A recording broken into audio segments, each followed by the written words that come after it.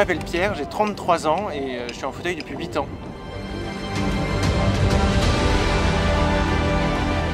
Je suis passé en fauteuil roulant il y a 8 ans, le 13 novembre 2015, du coup j'ai été blessé au Bataclan et j'ai reçu une balle dans la moelle épinière, ce qui m'a rendu paraplégique et du coup j'ai plus de mobilité à partir des pectoraux. Il y a 4 ans, avec ma femme Myriam, on a créé Wild World. On adore se lancer des défis. L'année dernière, on a grimpé le Kilimandjaro. On avait traversé la Nouvelle-Zélande en tandem en 2020, juste avant le Covid. Et en fait, on a eu envie de tester de nouvelles choses. Et en fait, on n'avait jamais fait de trek, ni même de marathon, de course. Et on s'est dit, bah tiens, on va partir dans le désert. Il y a le Half Marathon des Sables, ça a l'air génial. Et on va les contacter et voir comment est-ce qu'on peut travailler avec eux pour améliorer l'accueil et faire en sorte que vraiment cette course soit vraiment accessible à tous. C'est tellement beau.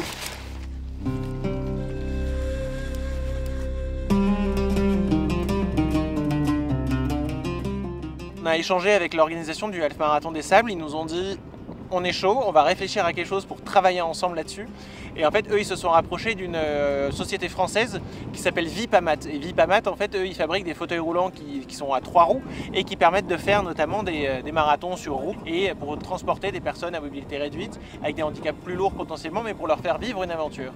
Il y aura une personne à l'arrière qui va pouvoir pousser parce qu'il y a un guidon qui est assez haut et qui permet à la personne derrière d'avoir une vraie capacité d'effort. Et en fait, à l'avant, il y a une autre personne qui, elle, a un harnais d'expédition polaire, donc ça c'est une trouvaille à nous.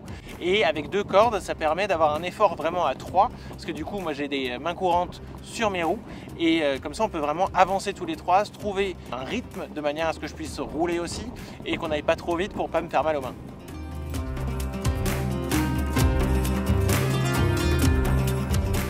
On est à peu près à 9 km depuis le bivouac.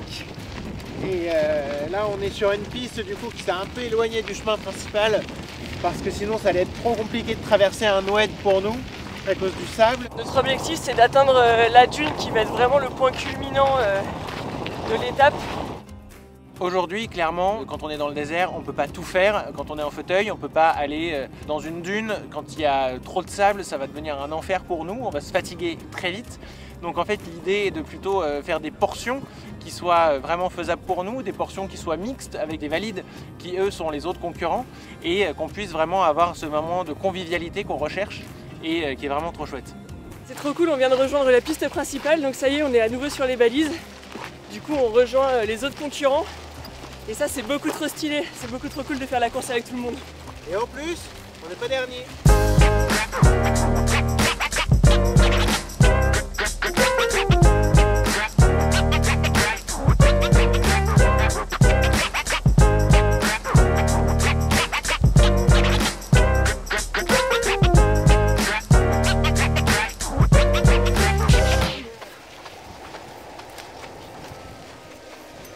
Voilà, on est dans du sable un peu mou, mélangé à des cailloux qui brinque-balle le fauteuil dans tous les sens. Et un petit faux plat pour couronner le tout. Donc ça pique un peu quoi. Mais ça avance. Alors on y est à la dune. Ah. Là on est en plein dedans, c'est exactement ce qu'on voulait. Et voilà, c'est ça qu'on recherche au Marathon des Sables. Du fun, des cailloux, du sable. Et un peu de fatigue. Do you need help?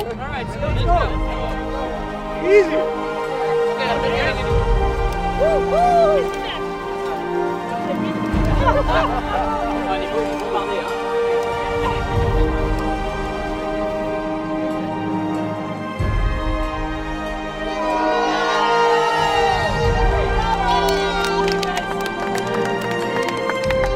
On a toute l'ambiance du HMDS qui est là autour de nous et c'est juste ouf quoi.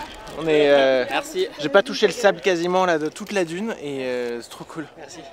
On a tous aidé Pierre, Myriam et Nicolas à monter la dune, enfin surtout mon chéri qui a poussé. Moi j'ai porté les bâtons des autres, c'était déjà beaucoup.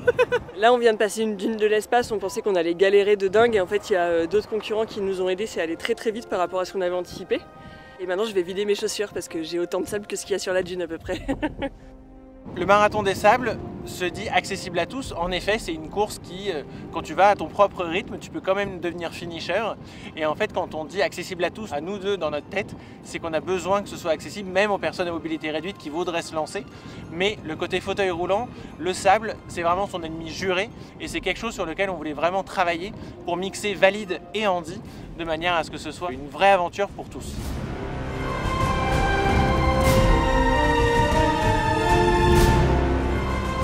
On est sur 12 minutes au kilomètre et le CP2 est en vue à moins de 900 mètres, donc tout va pour le mieux.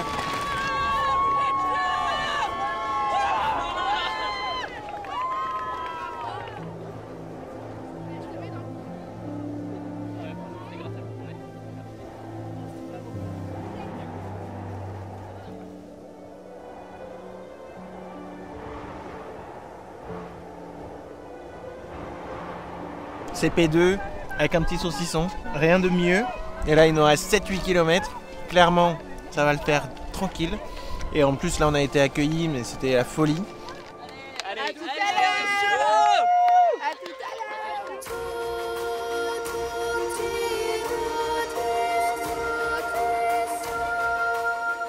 l'heure. On est dans les 2 derniers kilomètres. Et c'est un terrain beaucoup plus facile pour nous là, après avoir passé l'oued avec l'aide de tous les bénévoles, et c'était vraiment très chouette.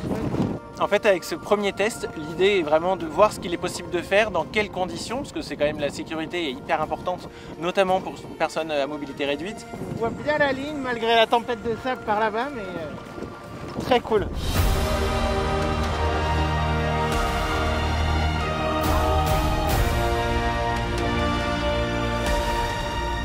C'est arrivé là, mais on l'aurait pas imaginé, je pense. C'est incroyable. On est finisseur!